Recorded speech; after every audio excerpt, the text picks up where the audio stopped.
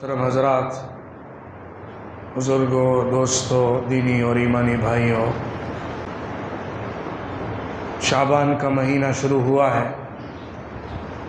جو کہ رمضان سے پہلے اسلامی کیلنڈر کا 8واں مہینہ ہے۔ اس مہینے کو رمضان کے ساتھ میں ہونے کی وجہ سے کچھ خاص فضیلت ملی ہوئی ہے۔ اس مہینے کو عبادت کے اندر، اللہ کی یاد کے اندر، ذکر و فکر کے اندر، آخرت کی تیاری کے اندر اور روزے کی ٹریننگ کے اندر ایک خاص اہمیت حاصل ہے۔ ایک بڑا عظیم مہینہ آنے والا ہے، چند دن بچے ہیں اس عظیم ترین مہینے کے لیے جو سال میں ایک دفعہ اللہ کی طرف سے بطور انعام اس امت کے لوگوں کو ملتا ہے۔ اس عظیم مہینے کی تیاری اور اپنے آپ کو اس مہینے کے اندر صحیح فائدہ اٹھانے والا انسان بنانے کے لیے ضروری ہے کہ شعبان کے مہینے کو صحیح طور پر گزارا جائے۔ بڑے مقصد کو حاصل کرنے کے لیے اس سے پہلے کی تیاری بہت ضروری ہوا کرتی ہے۔ جب کوئی بڑا ایونٹ آنے والا ہو، بغیر پریپریشن کے اس کو کرنا کبھی بھی اس ایونٹ کو کامیاب نہیں بنا سکتا ہے۔ رمضان ایک بڑا اسپریچول ایونٹ ہے ایمان والوں کے لیے۔ اس کی تیاری شعبان کے مہینے سے خاص طور پر کرنے کی ضرورت ہے، بلکہ رجب کے مہینے سے ہی شروع ہو جانی چاہیے، لیکن شعبان کا مہینہ خاص تیاری کا مہینہ ہے۔ جب شعبان کا مہینہ آتا، ہمارے نبی حضرت محمد مصطفیٰ صلی اللہ علیہ وسلم لوگوں میں اعلان فرماتے کہ ایک بڑا عظیم مہینہ آنے والا ہے، اس کی تیاری شروع کرو۔ خود حضور صلی اللہ علیہ وسلم بھی اس کی تیاری کا اہتمام اس طور پر کرتے تھے کہ کثرت سے روزے رکھتے تھے۔ اما عائشہ صدیقہ رضی اللہ عنہا بیان کرتی ہیں کہ ہم نے حضور صلی اللہ علیہ وسلم کو برابر مسلسل کسی مہینے میں روزے رکھتے ہوئے اتنا نہیں دیکھا جتنا کہ شعبان کے مہینے میں دیکھا ہے۔ بعض روایات میں آتا ہے کہ برابر 2 مہینے کے روزے رکھنا ہو تو حضور صلی اللہ علیہ وسلم شعبان اور رمضان کے مہینے میں جس طرح رکھتے تھے کسی اور 2 مہینے میں نہیں رکھتے تھے۔ لیکن دوسری حدیثوں سے معلوم ہوتا ہے کہ ایسا نہیں ہے کہ شعبان کے پورے 29 یا 30 دن حضور صلی اللہ علیہ وسلم روزے رکھتے ہوں، کچھ دن چھوڑ کر باقی اکثر دنوں میں روزے کا اہتمام کرتے تھے۔ اس کی وجہ یہ ہے کہ رمضان کا مہینہ جو کہ روزے کا مہینہ ہے، اس کی تیاری نفلی روزوں سے شعبان کے مہینے میں کی جاتی ہے، تاکہ رمضان کے جو فرض روزے ہیں وہ اچھی طرح سے ادا ہو سکیں۔ جب نفلی روزوں سے تیاری ہو جائے گی تو پھر فرض روزوں میں کوئی کمی بیشی نہیں رہے گی۔ اس کے علاوہ رمضان کی فکر ہونا، استقبال ہونا، ویلکم کی فیلنگ کا ہونا کہ ہم ایک بڑے مہمان کا استقبال کرنے والے ہیں، یہ بھی ہمارے جذبات کا حصہ ہونا چاہیے اور ہمارے اعمال کے اندر اس کو بھی جگہ ملنی چاہیے۔ کرنے کے بہت سارے عمل ہیں جو کہ رمضان میں خاص طور پہ کیے جاتے ہیں، لیکن شعبان کے مہینے سے ان کی تیاری اس طرح شروع ہونی چاہیے کہ رمضان کا پہلا لمحہ آتے ہی اس کے جو میگزیمم بینیفٹس ہیں، اس کے جو آخری درجے کے فائدے ہیں، وہ ہم سمیٹنا شروع کر دیں۔ ایسا نہ ہو کہ پورے رمضان ہی ہم صرف رمضان کو سمجھنے اور اس کی تیاری میں گزار دیں، اور جب رمضان جانے لگے تب جا کے ہم اس سے صحیح طور پر مستفید ہوں، بلکہ پہلے ہی لمحے سے رمضان میں تیاری کر لینا اور رمضان کے پہلے دن سے ہی اس سے فائدہ اٹھانے لگنا اسی وقت ممکن ہے جب شعبان کے مہینے میں اس کی تیاری پراپر ہوگی۔ تیاری کیسے ہوگی؟ کیا تیاری ہوگی؟ اس میں زیادہ ضروری چیز جو حضور صلی اللہ علیہ وسلم کی حدیثوں سے ملتی ہے وہ روزوں کا اہتمام ہے۔ جتنا ممکن ہو سکے، جتنی آپ کی طاقت ہو یا جتنا آپ کو وقت ملے یا جتنا آپ اپنے کاموں میں سے نکال کر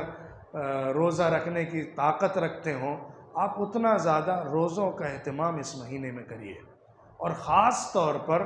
اس مہینے کے شروع کے 15 دنوں میں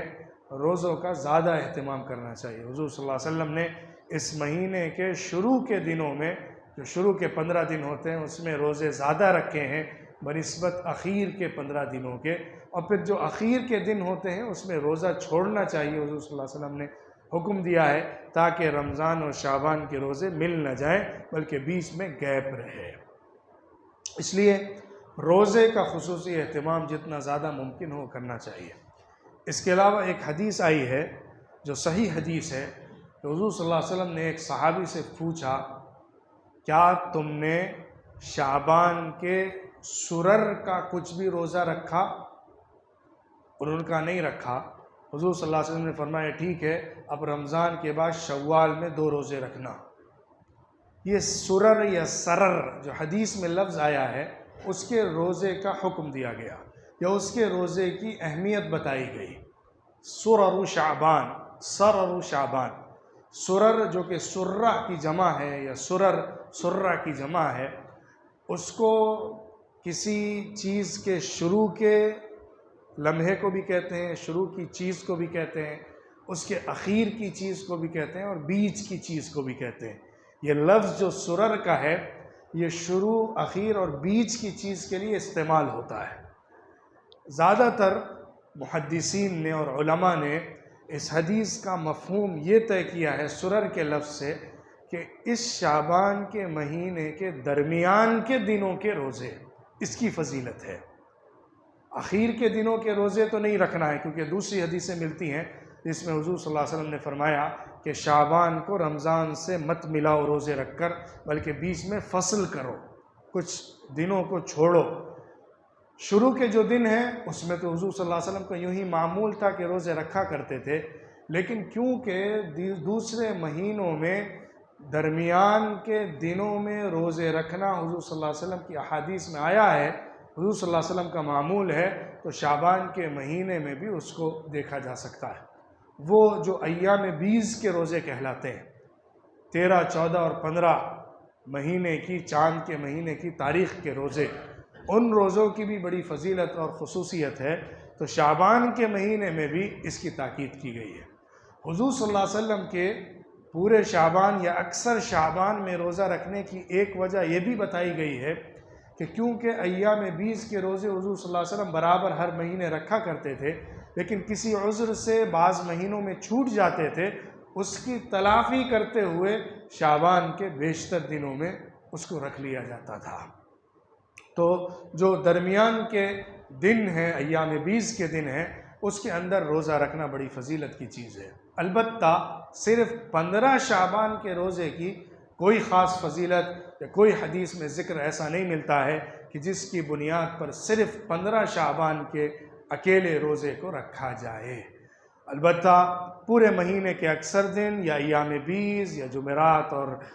دوشنبے کا دن ہو یا دوسرے دنوں میں جو معمول کے روزے ہوتے ہیں، اس کے مطابق فالو کرنا اور اس مہینے میں بھی روزے رکھنا بڑی فضیلت کا اور ثواب کا کام ہے۔ دوسری چیز یہ ہے کہ رمضان کی اسپریچول تیاری ہو، ایک تو روزے کے ذریعے ہوتی ہے، اس کے علاوہ جو ہم نفلی عبادت کرتے ہیں، جو فرض عبادتیں ہیں وہ تو اپنی جگہ ہیں، اس کے علاوہ جو ہماری نفلی عبادتیں ہیں اس کو بڑھا لینا چاہیے، اس میں اضافہ کر لینا چاہیے، تاکہ اپنے اندر کی اسپریچولیٹی کو زیادہ طاقتور بنا لیا جائے۔ اگر ہم روزانہ 10 پیج قرآن پڑھتے ہیں تو 15 پیج پڑھنے لگیں، اگر ہم تہجد کے لیے آدھے گھنٹے کے لیے اٹھتے ہیں تو 45 منٹس تہجد کے لیے لگانے لگیں، اگر ہم نفل نماز 8 رکعت دن میں پڑھتے ہیں 10 رکعت پڑھنے لگیں، اگر ہم صدقہ خیرات مہینے میں 5000 10,000 کرتے ہیں تو 2-4 ہزار اور بڑھا لیں، ہم اپنے گھر والوں کے ساتھ بیٹھ کر دین کا مذاکرہ اور تعلیم کا کچھ خاص وقت رکھتے ہیں، اس میں کچھ اور اضافہ کر لیں۔ یہ اپنے معمولات کے اندر اضافہ کرنا ہمارے اندر اسپرٹ کو تیز کرے گا، جو کہ رمضان میں فائدہ دے گی۔ ان 2 چیزوں پر اگر توجہ کر کے ہم نے شعبان کے مہینے کو گزارنے کی کوشش کی تو انشاءاللہ رمضان کا مہینہ ہمارے لیے بڑی خیر و برکت اور فضیلت کا ثابت ہوگا۔